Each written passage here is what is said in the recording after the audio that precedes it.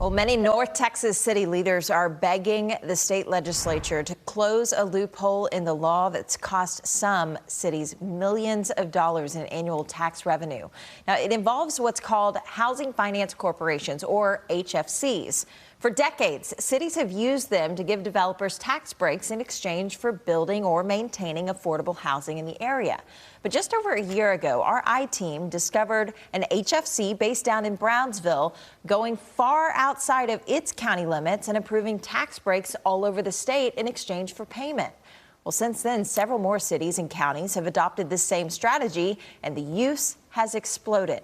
I-team reporter Andrea Lucia found almost $2.5 billion in property values in our areas that have been taken off the tax roll. And she joins us now live with more on her reporting.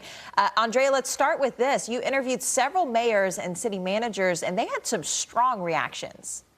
Yeah, absolutely. Arlington, Irving, Weatherford, Euless, Azle. Some of them are angry and frustrated.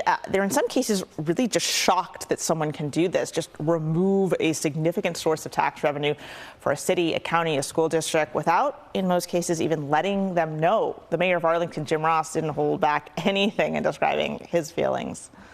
What was your reaction? It caused my blood pressure to go up. My first question was, what in the world are they doing? What makes them think that they know better than the city of Arlington what this community needs and doesn't need? I think it's inappropriate at best. It's underhanded, and it needs to stop.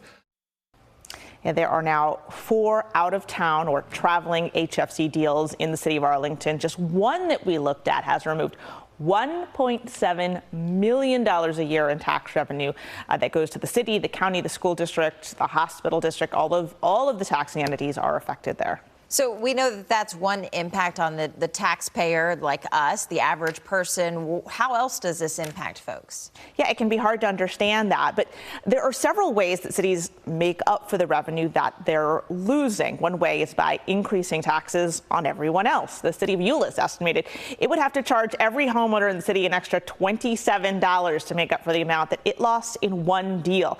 Another option is to cut back on services. The city of Weatherford, for example, said a deal there could cost it 6 police officers or 6 firefighters. That is going to affect the response that you get from the city, the services that you get from the city. Yeah, and that's when the reality of these situations becomes more real for the average person. So let's talk about the effects on lawmakers. How are they responding to these city leaders that are pleading for help with this? Yeah, I mean, so far the legislature has held hearings on 2 different bills that would stop, again, these so-called traveling HFCs from making any more deals.